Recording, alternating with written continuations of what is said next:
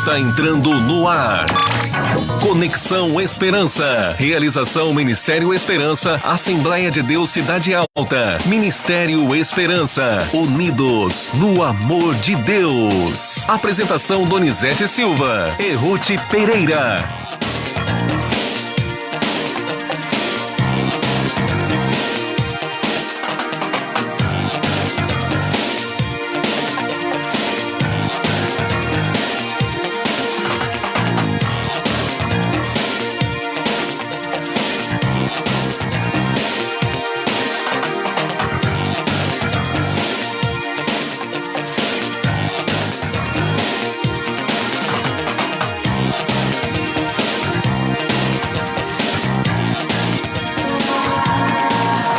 Ministério Esperança, Assembleia de Deus Cidade Alta. Oração e estudo bíblico nas quartas às 20 horas. Aos domingos, às 19 horas. Cultos de louvor e adoração. Ministério Esperança. Rua São Paulo, número 802, Parque Cidade Alta. Nova Esperança, Paraná. Ministério Esperança. Unidos no amor de Deus. Assista, curta e compartilhe. Às quartas e aos domingos os nossos cultos. E todas as sextas às 21 horas, o Conexão Esperança é especial, transmitido ao vivo pelo Facebook e a Rádio Escala FM 87,9 de Paranavaí. Conexão Esperança.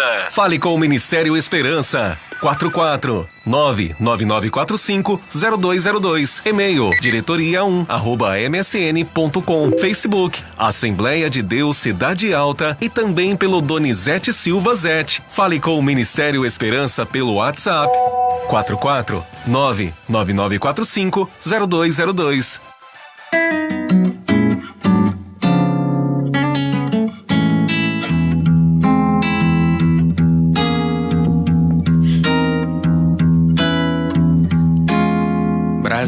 A paz do Senhor, irmãos.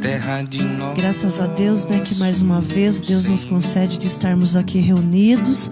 A paz do Senhor para você também que está do outro lado, nos vendo, nos ouvindo. Que o Senhor Jesus possa abençoá-los grandemente. Vamos orar neste momento para darmos início a este culto. Senhor Jesus, te agradecemos por este dia. Obrigada pelas bênçãos que temos recebido de suas mãos, Senhor.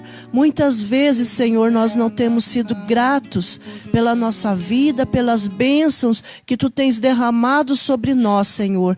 Mas tu és maravilhoso, tu és um Pai bondoso, um Pai de amor que tem nos guardado, que tem nos livrado de todos os males, Senhor. Te agradecemos, Senhor, por tudo que tu tens feito sobre as nossas vidas. Amém. Graças a Deus. Quero saudar os irmãos com a paz do Senhor. E também dizer boa noite a você, irmã, irmão, amiga, amigo, seguidora das mídias sociais. Que a graça, a saúde, a paz que o Senhor nos concede, o Senhor nosso Deus, seja sobre a sua vida, onde quer que você esteja e vá. Seja bem-vindo. Esse é o culto de louvor, adoração a Deus, onde nós temos a oportunidade para aprendermos da palavra do Senhor nosso Deus. Hoje é dia 26 de setembro de 2018. Seja, portanto, bem-vindo. Nós temos um assunto, um tema bastante relevante aqui nessa noite. Temos para a gente pensar a Bíblia e a política, direita ou esquerda, o voto que agrada a Deus. Então hoje nós vamos ver. Muita gente diz que não pode votar em candidatos da direita, outros dizem que não pode votar no candidato da esquerda.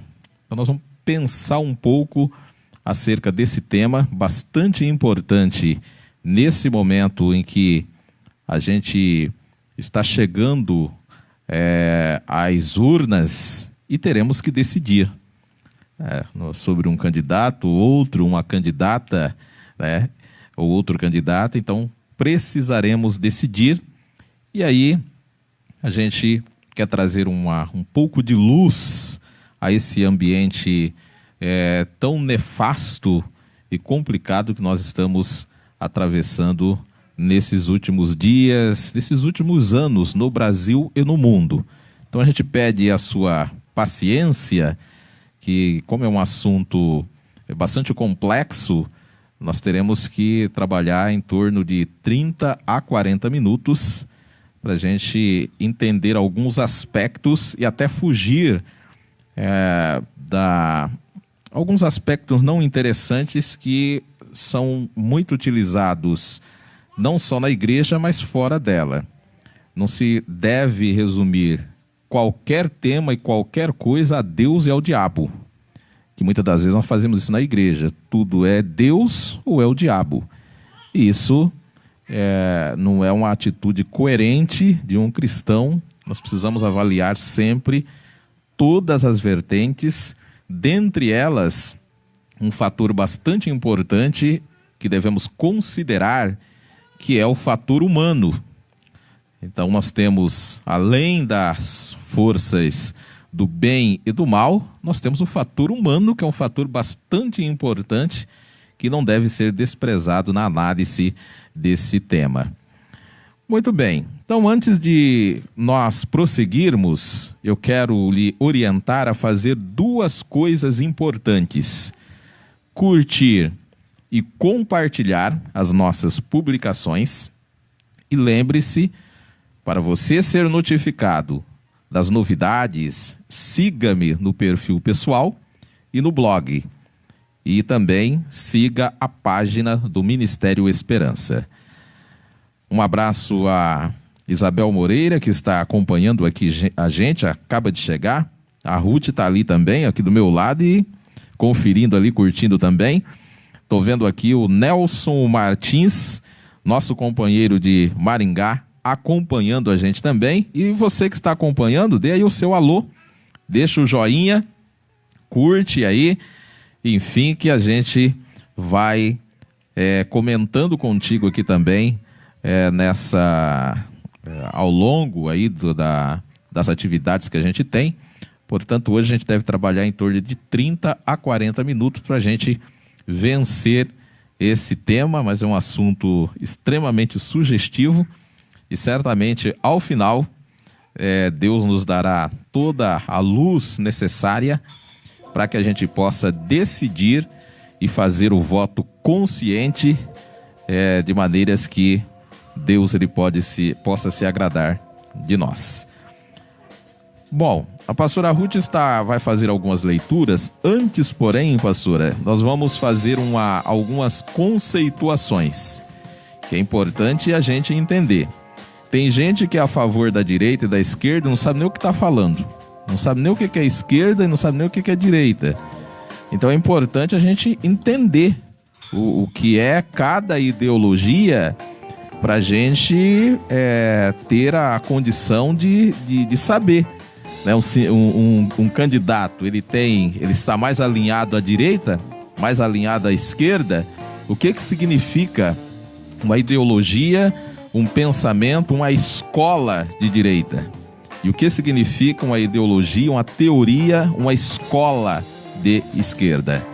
Então, a gente vai fazer algumas conceituações para a gente iniciar aqui a nossa palestra, o nosso estudo, para que as pessoas possam entender. Então, preste bastante atenção nos conceitos.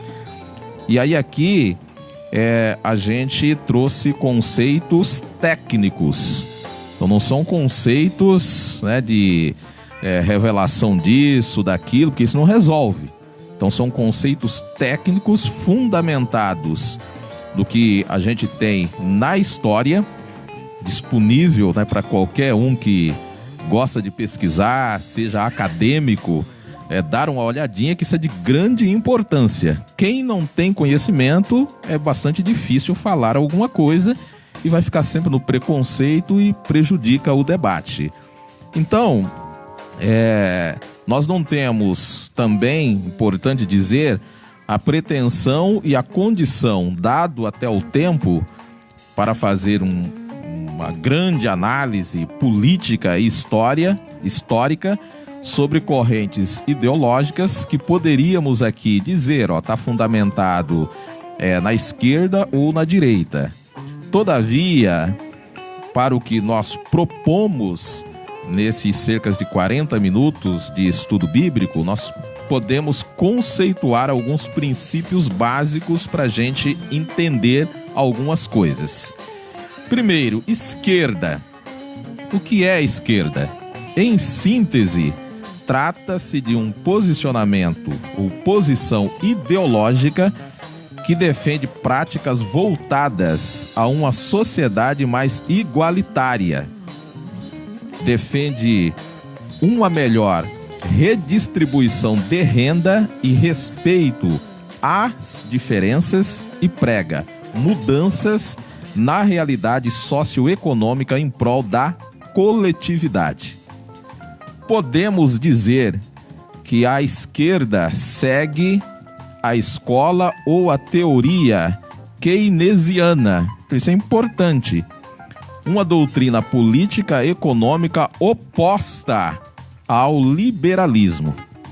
Na doutrina keynesiana, o Estado tem um papel preponderante na organização de um país, pautada na chamada macroeconomia.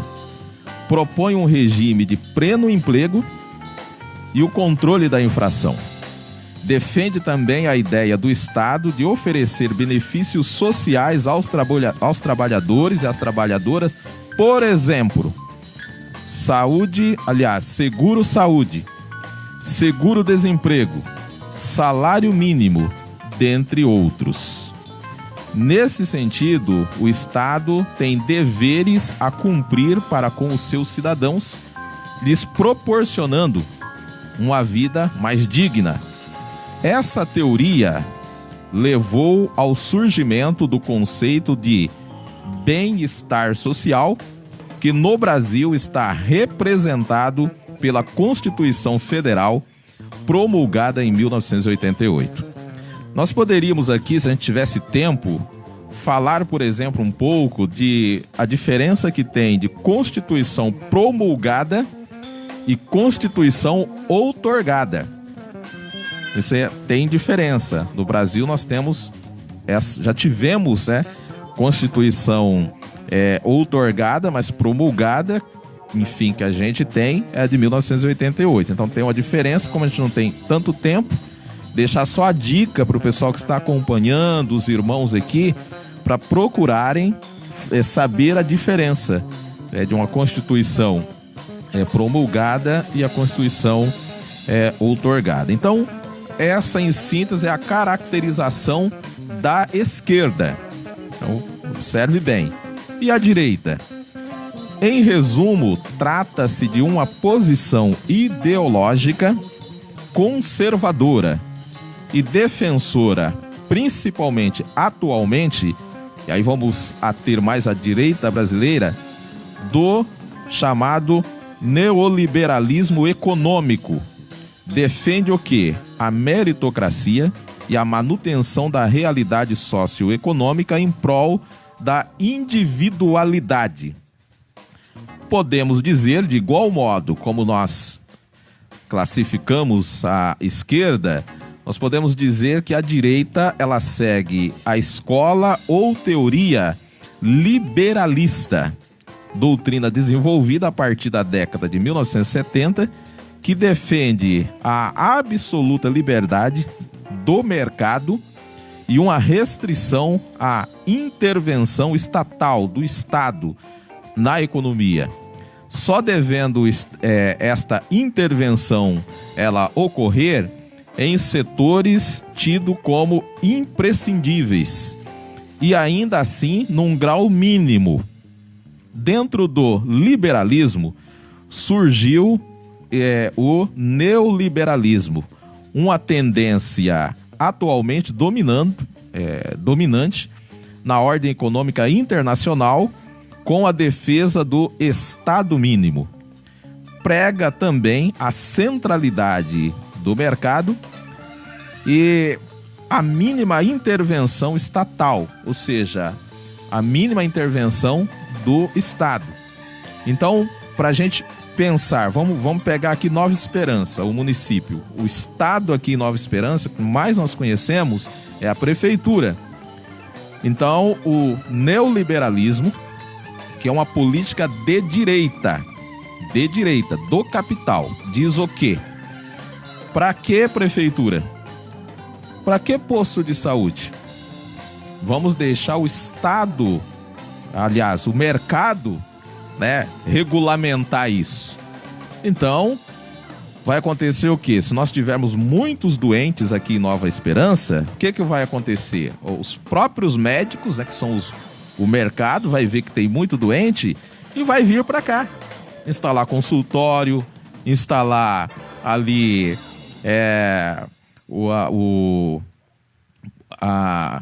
como é que fala? O hospital e atender as pessoas. Agora eu pergunto, e quem é pobre, que não tem como pagar isso, como é que fica?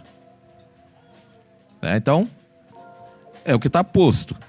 Portanto, não tem nada de novo, né, nessa doutrina econômica chamada de neoliberalismo. Então não tem novo.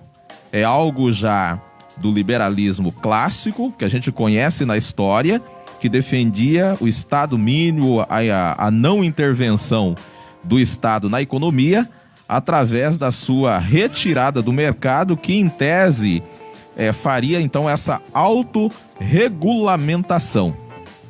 A sua implantação pelos governos de vários países iniciou-se na década de 70, conforme nós falamos. Houve uma crise à época, a chamada crise do petróleo, e nós tivemos então essa política.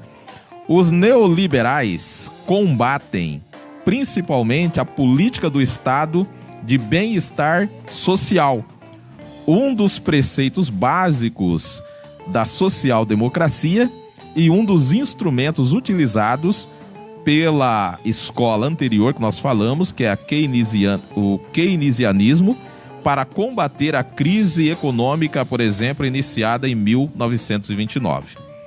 Outra premissa, pilar básico do neoliberalismo é o desaparelhamento do Estado, ou seja, as privatizações. Nós vimos, por exemplo, ontem eu estava vendo, assistindo o jornal, acho que estávamos assistindo o jornal, a gente vendo o leilão do pré-sal. Então vamos vender tudo, não precisamos disso. Então, nesse contexto, essa política defende que o Estado é um péssimo gestor e que somente atrapalha o bom andamento das leis do mercado, que seria gerido pela mão invisível anteriormente defendida pelo liberalismo clássico e que funcionaria pela lei da oferta e da procura, bem como pela livre concorrência. Então, nesse sentido, a função do Estado é apenas garantir a infraestrutura básica mínima para o bom funcionamento, escoamento da produção de mercadorias, bem como a intervenção na economia em tempos de eventuais crises. No caso brasileiro, aí trazendo para a nossa realidade, os anos 1990 foram marcantes para a implementação dessa política neoliberal. Através do quê? Da privatização da maioria das estatais que a gente tinha aqui no Brasil, com destaque para Vale do Rio Doce, Telebrás e Embratel. Todas foram privatizadas em 1980, época do Fernando Henrique Cardoso, né, e tal, e assim por diante. Além de se comportar como uma corrente econômica, o neoliberalismo age também como um padrão social de comportamento, de maneiras que praticamente o mundo todo vive assim, nessa maluquice, nessa correria doida. Sua implantação em associação ao regime toyotista, por exemplo, de acumulação flexível prega a individualização do comportamento, sobretudo no campo profissional, o que é amplamente difundido pelas concepções de empreendimento. Por exemplo, nós temos o cúmulo do absurdo hoje de você ter trabalhador PJ, pessoa jurídica. É o cúmulo do absurdo. Nós temos um exemplo, vamos citar o meu filho, o Kleber. O Kleber é um trabalhador PJ, uma pessoa jurídica. Ele abriu uma empresa para prestar serviço para outra empresa. Então, assim, se ele está empregado, por exemplo, e acontece um acidente, né, ele tem uma série de garantias. Mas pergunta para ele se ele tem 13º. Pergunta para ele se ele tem seguro-desemprego. Não existe. Né? Então é uma enganação. Mas aí a pessoa fala, não, mas agora eu sou importante, porque agora eu sou empresário, eu agora sou dono do meu próprio negócio. Mas ele está se ferrando. Então essa é a concepção que se tem. Então, isso é um conceito que foi trazido do empreendedorismo que não é bom para a pessoa. Por esse motivo, o neoliberalismo é alvo de constantes críticas, sobretudo pelo processo de desregulamentação da força do trabalho e pelo enfraquecimento ou aparelhamento das medidas protetivas que a gente tem às pessoas que trabalham. Então, nós temos, por exemplo, para a gente encerrar essa parte e a Ruth fazer a leitura dos textos, um exemplo mais evidente dessa lógica, sem dúvida, são o quê? Os países asiáticos. Nós não somos invadidos aqui com uma série de coisas lá dos países asiáticos, da China, lá da Ásia. Os trabalhadores lá, por que as coisas são baratas? Porque os trabalhadores lá, por exemplo, praticamente eles não têm férias, os benefícios são limitados. Tudo isso para atrair empresas estrangeiras e produzir cada vez mais. Então tem inúmeras dificuldades. Se a gente dá uma olhada na situação que esse pessoal vive lá, é uma coisa subhumana. Então, apesar de recentes crises econômicas pelo mundo afora, o neoliberalismo ele é uma escola de direita. É o principal sistema econômico da atualidade, na maior parte do planeta. E por que está essa desgraça toda? Então, assim, a gente tem cuidado ao avaliar um sistema, porque, assim, temos dificuldades. Então não é possível fazer uma análise bíblica, e aí agora nós vamos fazer a leitura do texto. Não há condição de fazer uma análise bíblica sobre direita e esquerda sem esses conhecimentos mínimos.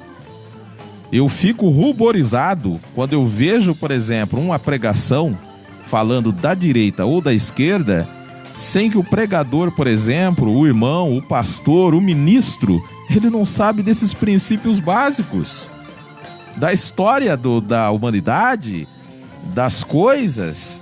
Então acaba dificultando o entendimento das pessoas e às vezes causa mais confusão do que esclarecimento. Então, essa é a questão. Infelizmente, o que a gente tem é uma política hoje que a gente tem de simplificar tudo. Não simplifica, porque nós não queremos ouvir. Às vezes, por exemplo, um estudo de 40 minutos se torna chato, porque a gente quer uma coisa de 3, quase minutos. Não, resume aí. E aí fica assim, tudo resumido. Né? Você é de direita ou de esquerda? Não se argumenta. Né? Se eu falo que eu sou de direita, eu já tenho um tijolo preparado para acertar a minha cabeça. Se eu falo que eu sou de esquerda, não vou falar em faca, né, que é um problema sério, né, já tem ali um tijolo também para me acertar. Mas as pessoas não pensam, não para, por exemplo, para estudar, pesquisar e ver em qual sistema nós estamos. O que está por trás disso? Então a gente estratifica, simplifica as ideias ao máximo E aí, assim, ou é de Deus ou é do diabo? Ou é do diabo ou é de Deus? E não é assim. A gente precisa avançar um pouco mais e ter aí uma certa inteligência para fazer essa análise. A pastora Ruth vai fazer a leitura. Nós poderíamos aqui, tem inúmeros textos bíblicos que a gente poderia referenciar. Nós vamos, pastora Ruth, acho que dá para a gente referenciar aí, para a gente ganhar tempo. Dá para a gente trabalhar aí. Eu vou citando e você vai lendo, pode ser? Vamos pegar um exemplo do Velho Testamento e um exemplo do Novo Testamento. Tem inúmeros, mas só para a gente referenciar, vamos ler o Isaías 10, versos 1 ao 4. Esse texto é bastante conhecido. Só essa semana eu recebi esse texto acho que 2 ou 3 vezes. Que as pessoas sabem que nós pastoreamos, enfim, né? E aí, preocupados com essa questão política que nós estamos vivendo, me mandaram esse texto para reflexão. Pode ler. Ai de vocês que fazem leis injustas, leis para explorar o povo. Vocês não defendem os direitos dos pobres, nem as causas dos necessitados e exploram as viúvas e os órfãos. O que vocês vão fazer no dia do castigo, quando de um país distante vier a desgraça? A quem vão pedir socorro? Onde esconderão as suas riquezas? Vocês serão levados como prisioneiros, serão mortos na batalha. Mesmo assim, a ira de Deus não passou. A sua mão continua levantada para castigar. Então vejam bem, né? É o que nós temos hoje. Se é uma lei para beneficiar o pobre, beneficiar aquele que mais precisa, você tem uma dificuldade imensa para aprovar. E quando aprova ela já nasce a chamada letra morta. Não sai do papel, não sai. Agora, se é para beneficiar um juiz, por exemplo, que tem auxílio moradia de 5 mil, meu Deus do céu, é assim um negócio fora do comum, irmã Luísa. Imediatamente é aprovado, não tem o mínimo de resistência. Nós temos aí, por exemplo, a reforma trabalhista que foi aprovada, tirando o direito das pessoas que mais precisam. Por pouco não passa a reforma da Previdência, com o risco de voltar, e a gente com uma pá de pastores lá nas câmaras federais, fazendo o quê? Votando a favor de quem? Do rico? Daquele que já está acumulando riqueza? Então o nosso país, ele não é pobre. O Brasil, ele é rico, tem muitas riquezas. A questão é que aquele que tem as riquezas acumuladas desde o berço, ele não quer dividir com ninguém, ele quer acumular mais. Então, assim, se o cidadão ele tem um carro, ele quer 2, se ele tem uma fazenda, ele quer 3, consegue 3, ele quer 4. Então, assim, explorando as pessoas. Então, há essa recomendação. Aí vamos deixar para o pessoal ler aí depois, Amós capítulo 8, versos 4 ao 7, na descrição do vídeo tem essas referências, você pode dar uma olhadinha e vai ver a preocupação e a repreensão de Deus em relação a essas questões. Aí, pastora Ruth, vamos referenciar um texto no Novo Testamento, que é Tiago capítulo 2, os versos 5 ao 7. Escutem, meus queridos irmãos, Deus escolheu os pobres deste mundo para serem ricos na fé e para possuírem o reino que ele prometeu aos que o amam. O reino que? O reino que ele prometeu aos que o amam. Por acaso não são os ricos que exploram vocês e os arrastam para serem julgados nos tribunais? São eles que falam mal do bom nome que Deus deu a vocês. Pois é. Aí assim, é interessante, né? Então aqui, olha só. Escutem, meus queridos irmãos. Deus escolheu os pobres deste mundo para serem ricos na fé e para possuírem o reino que Ele prometeu aos que o amam. No entanto, porém, sobretudo, vocês desprezam os pobres. Por acaso não são os ricos que exploram vocês e os arrastam para serem julgados nos tribunais? São eles que falam mal do bom nome de Deus a vocês. Por exemplo, com a reforma trabalhista, vamos dizer que a Débora está trabalhando para uma empresa, para o patrão, para alguém, para o rico. E aí tem ali uma desavença, enfim. Se você levar na justiça, além dela ser paternalista, se por um acaso você perder a demanda, você vai ter que pagar todas as custas. Então isso desestimula qualquer pessoa que não tem onde cair morto, né, a fazer uma demanda na justiça. A gente já não tem condição de contratar, irmã Francisca, um bom advogado. Então sempre quem tem o dinheiro é quem tem condição de contratar o bom advogado. Aí me admira, né, Nelson Mandela. Já ouviram falar dele? É um africano que começou a defender os pobres, os negros lá na África. Foi condenado à prisão perpétua. E naquela época teve negro da cor da minha pele que ele defendia que foi capaz de falar mal do homem ainda, dizer que não, é isso aí mesmo, né? O homem é um bandido, né, e tal, e não sei o que, né? Falar contra o irmão que estava lutando para defender e libertar o coitado. Que não é diferente, né?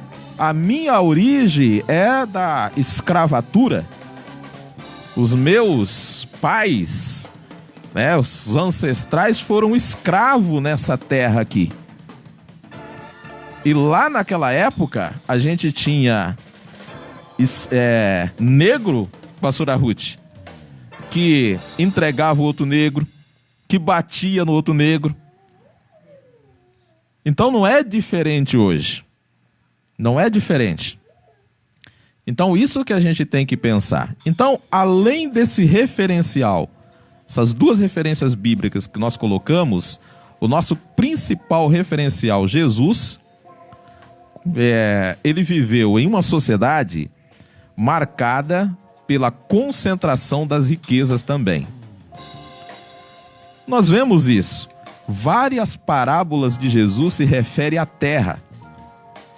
As pessoas que concentravam a terra. Não tem aquela parábola, por exemplo, do cidadão que ele fez uma grande colheita, produziu tudo, colocou na tulha e disse que naquela noite Deus chamou ele, e aí aquilo tudo serviu para quê? Agora, quantos pobres ele não explorou? Será que ele pagou certinho aqueles que trabalharam para ele ou deu um jeito de explorar? Isso é tão sério, mas tão sério essa questão do latifúndio, que vem desde aquela época. E aí a gente vê o quê?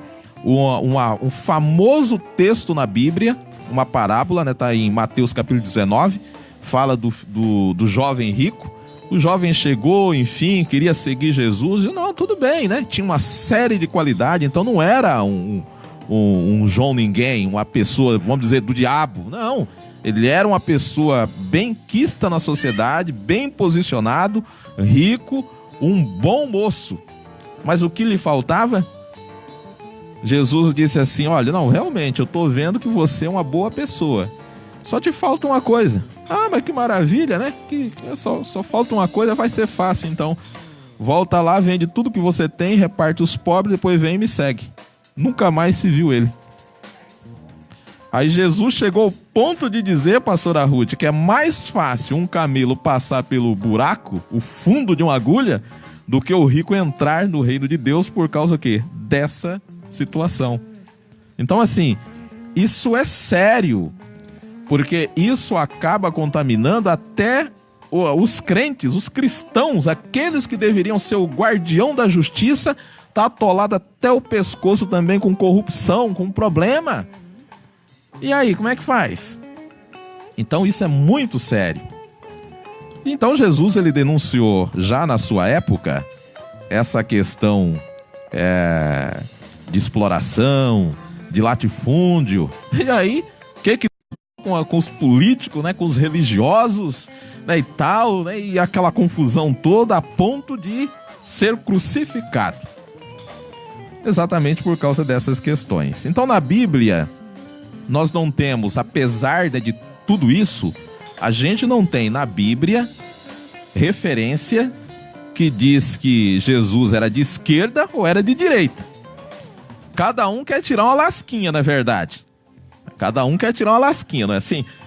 Quem é de direita quer tirar uma lasquinha, dizer que Jesus era de direita, né, e tal, que não sei o quê, quem é de esquerda também, mas o fato é que não existe isso. Não há referência na Bíblia que nos dê a condição de afirmar esse tipo de coisa.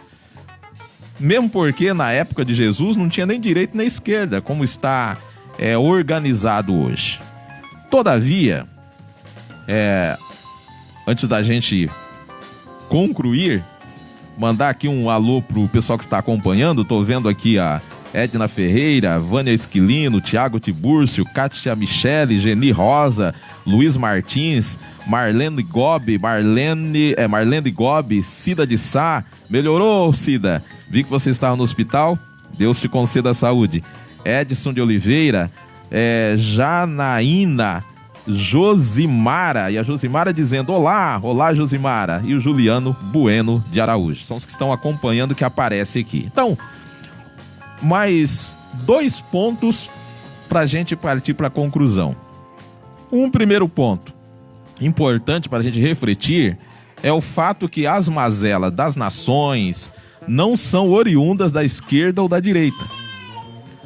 Então é leviando alguém dizer que tudo que nós temos de mal veio da direita ou da esquerda. Então é leviano dizer isso, principalmente do ponto de vista cristão, porque a gente sabe que o pecado ou a salvação não são originários ou exclusivos dos campos da direita ou dos campos da esquerda. Não, tudo que é da esquerda é do demônio. Isso é leviando.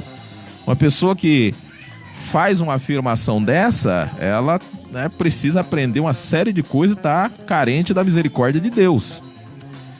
Então, tanto o mal quanto o bem, ele está suscetível a toda e qualquer pessoa humana. Por exemplo, o mal, toda pessoa humana que está sem Deus, seja da esquerda ou da direita, ele está propenso a ser envolvido pelo mal.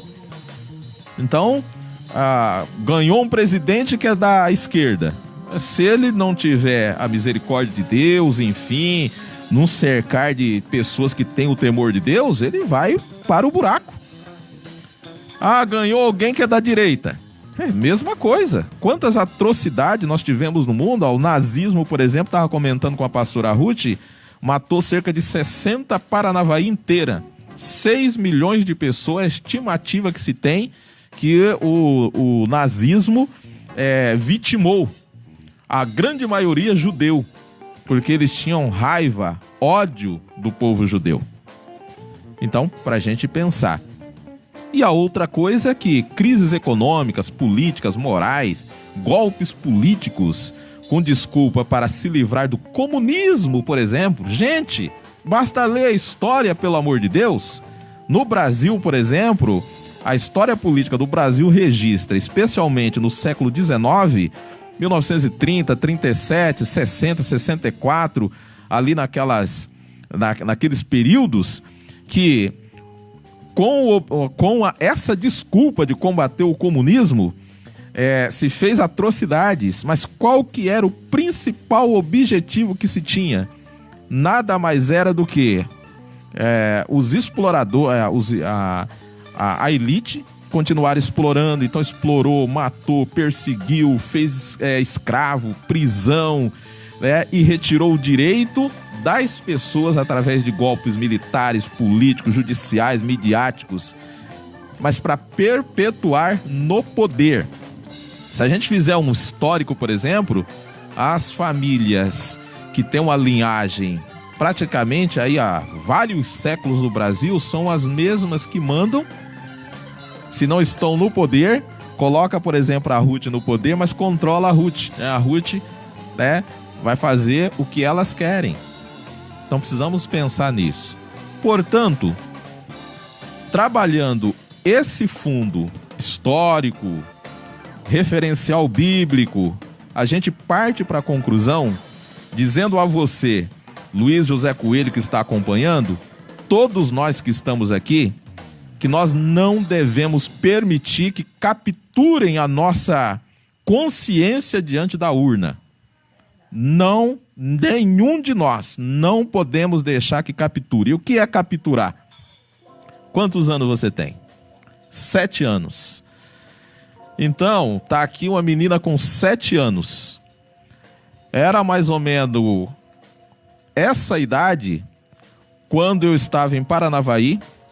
Uma criança, assim, igual a Laurinha, chegou em mim e disse: olha, irmão Donizete, não vote em tal pessoa, não, porque ele vai fechar as igrejas na escola dominical. Aí eu expliquei para a criança, lógico, com a linguagem infantil, né, para ela entender que não se fecha a igreja no Brasil, como muita gente fala. Se nós tivermos democracia, se nós tivermos Constituição, não vai fechar. Agora, se nós tivermos autoritarismo, caçar os nossos direitos, o direito, por exemplo, que eu tenho de manifestar através dessa live, aí nós não teremos liberdade no Brasil. E os golpes que nós tivemos aqui no Brasil não foram golpes de esquerda, foram golpes de direita. Então, assim, é leviando a gente, né, dizer certas coisas. Então, tem que colocar os pingos nos is. Então, num Estado laico, e agora, para a gente finalizar mais olhando para dentro das nossas igrejas, o que a gente tem ouvido, visto, né, tem candidato, por exemplo, que diz que é iluminado, né, falta dizer que é filho de Deus, tanto para um lado quanto para o outro. Então, assim, exatamente, tudo mente, né? Pode ser da direita, não, eu sou iluminado por Deus, tenha cuidado. Pode ser de esquerda, não, eu sou iluminado.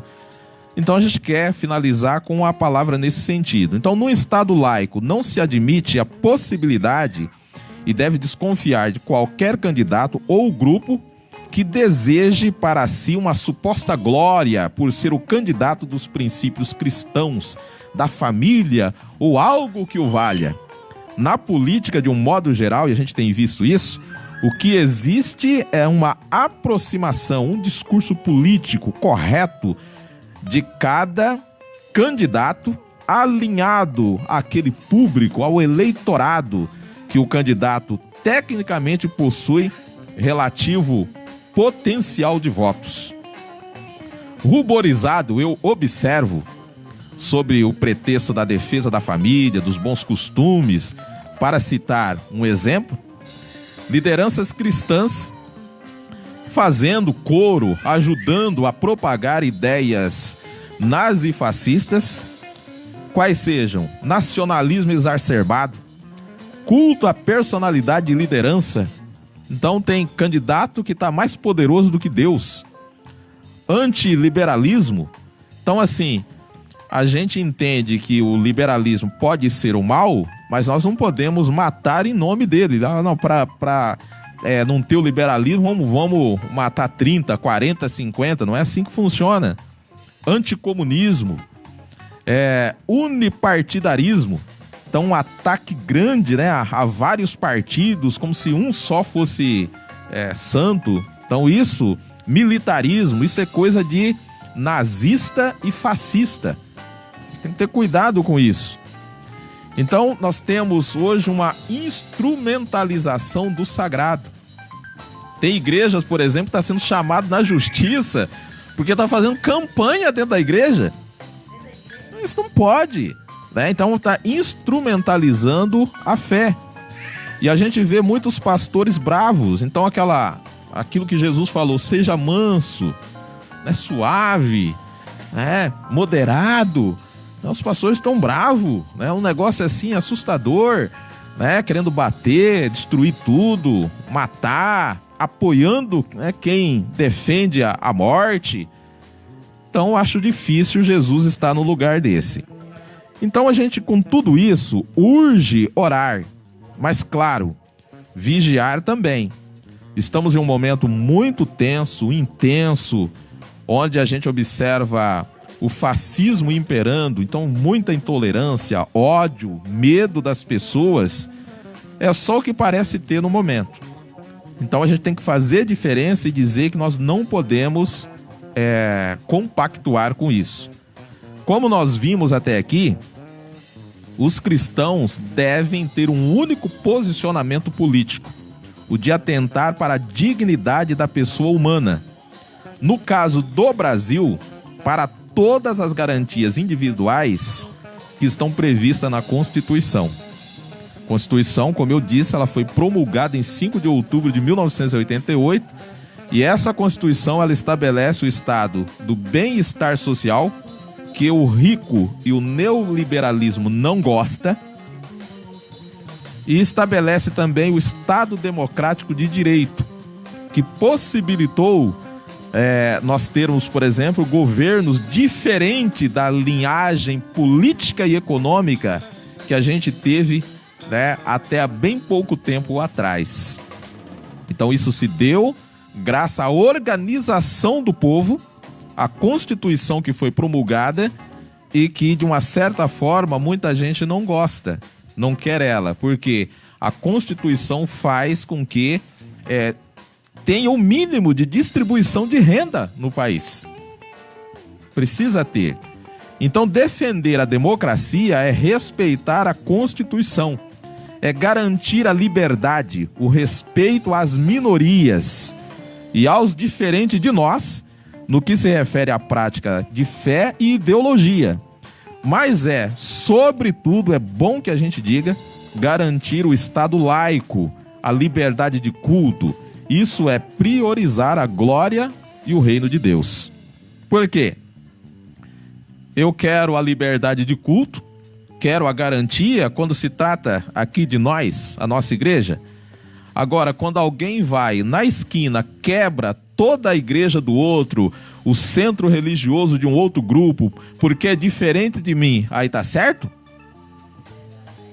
Se alguém é da minha família, tá aqui a Ruth, né? Vamos proteger, não vão deixar matar ela não, né? Agora, se é alguém que está do outro lado porque jogou uma pedra no meu carro, não, vamos apedrejar, vamos acabar com o cidadão. Então que direito é esse?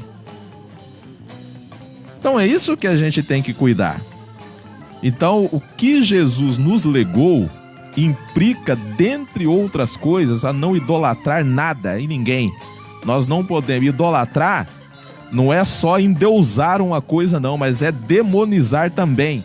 Quando eu demonizo um partido, quando eu demonizo uma igreja, quando eu demonizo uma pessoa, eu estou idolatrando da mesma forma.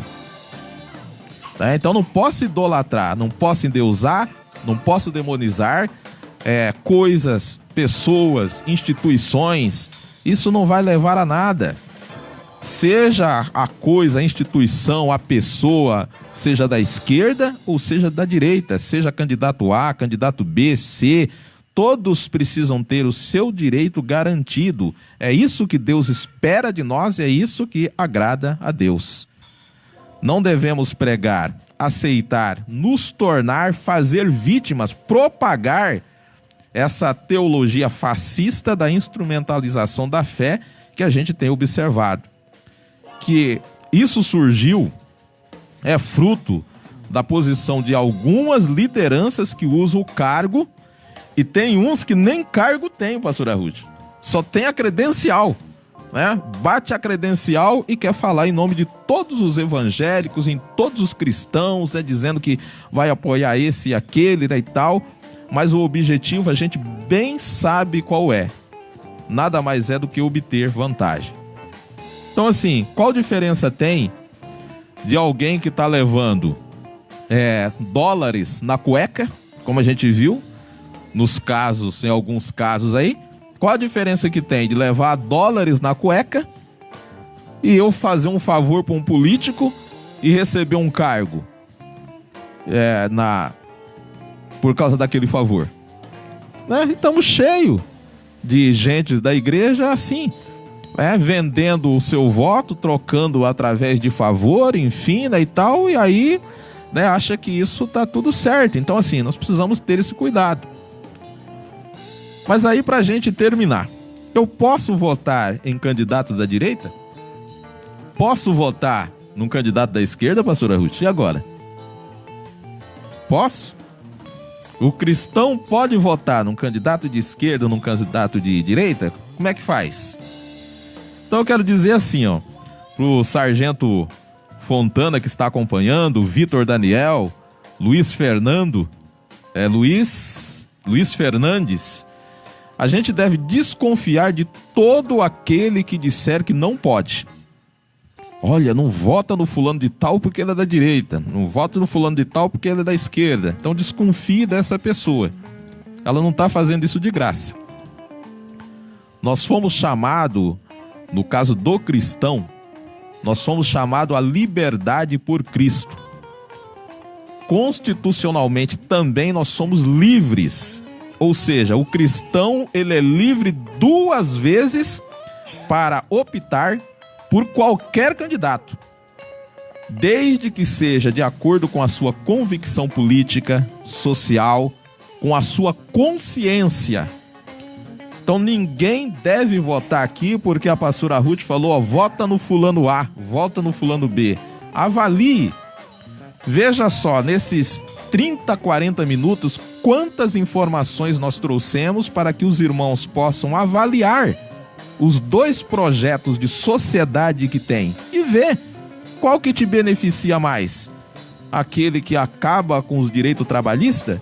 Aquele que acaba, que diz que nós não podemos ter ali a nossa aposentadoria? Ou outro que está lutando em prol dos trabalhadores, em prol dos pobres? Então é isso que eu tenho que pensar, é isso que eu tenho que avaliar. Não é endeusando, demonizando pessoas, instituições, que a luz e a verdade do evangelho, que deve ser irradiada pelos meus atos, pelas minhas palavras, não é Deus que vai cair como um raio e iluminar o mundo, é as minhas atitudes, são os meus atos que vai irradiar a luz sobre essa treva do nazismo que aí está, sobre essa intolerância, esse medo, esse ódio, essa discórdia. É a minha palavra moderada, é a minha paz que vai fazer com que isso tudo seja dissipado. Por fim, eu quero dizer a todos que estão nos assistindo, aos irmãos que estão aqui, oremos e votemos conscientemente, sem medo e preconceito, e irradiemos a luz e a verdade de Cristo diariamente com os nossos bons atos. E aí, quais são esses bons atos, irmã Francisca? Ao semear o perdão, amor, a esperança, pastora Ruth, nessa terra arrasada pelo desespero, pela ofensa, pelo ódio. É isso que nós temos que semear. E não é mais ódio, não. Cidadão lá levou uma facada, não, ainda é melhor que morra. Isso não é de Deus. Isso não é de Deus. Que Deus tenha misericórdia da vida dele e que ele possa entender o que é realmente ser cristão. É essa oração que nós temos que fazer. Então eu convido e oriento a você, irmã, irmão, a você, amigo, brasileiro e brasileira, que está me acompanhando e que vai ver esse vídeo, a exercermos a nossa cidadania. Nenhuma pessoa em sã consciência deve ficar em casa. precisa nessas eleições se dirigir até as urnas e votar sem medo, com a sua consciência. Não precisa ter vergonha se você vai votar em alguém da esquerda. Não precisa ter medo se a sua consciência diz que não, olha, eu fiz uma análise, eu pretendo votar em alguém da direita. Mas vote de forma consciente. Você já viu o que representa as duas escolas, as duas teorias, os dois projetos de sociedade. Nenhum dos dois projetos, é bom que se diga, representa o reino de Deus. Nenhum dos dois representa o reino de Deus. Mas qual deles se assemelha mais ao que Cristo prega, ao que Cristo nos ensina, ao que Cristo defende? Qual deles assemelha mais? É nesse projeto que assemelha mais que Deus vai se agradar que nós escolhamos. Então escolhamos nossos candidatos de acordo com o alinhamento deles com os valores do reino de Deus, que são conhecidos, não é segredo para ninguém. Os valores do reino de Deus são materializados pela fé. Que é o quê? Nós lemos aqui, não lemos, pastora Ruth? Está o quê? Na defesa dos oprimidos, dos mais pobres, dos menos favorecidos, na denúncia e combate de toda e qualquer forma de injustiça, violência, desigualdade econômica e social. A pessoa abriu a boca, pregou a violência, Deus não está nele. Não acolhe o vulnerável? Ah, não, só porque, vamos aqui dizer, pegar o Rodolfo ali, ó, só tá com a cabeça raspada. Esse aqui não é dos nossos, não. Vamos chegar a lenha nele. Não é de Deus, porque a gente precisa acolher os vulneráveis. Se eu vejo que alguém está apanhando, é fraco, eu não tenho que ajudar a bater, eu tenho que proteger, ir lá e ajudar. E mais, na convivência pacífica e tolerância aos diferentes. Só porque a Débora é diferente de mim, não, eu caço uma confusão com ela e tal, fico brigando com ela o dia inteiro no WhatsApp, né? Gravando vídeo, xingando as pessoas, enfim, chamando de demônio. É uma pessoa diferente. É diferente, deixa ela viver a vida dela. Se Deus tiver um plano de trazer e fazer igual a nós, Deus o fará. Não é a minha violência que vai fazer com que a pessoa seja igual a mim. Então, temos que ter esse cuidado. Cuidado com os encarcerados. Quanta gente tem prazer que o outro seja preso. Meu Deus do céu, é um negócio terrível, né? Que morra na cadeia, que apodreça na cadeia, que não sei o que, né, e tal. Então assim, vamos pensar um pouco nisso. Jesus faria isso?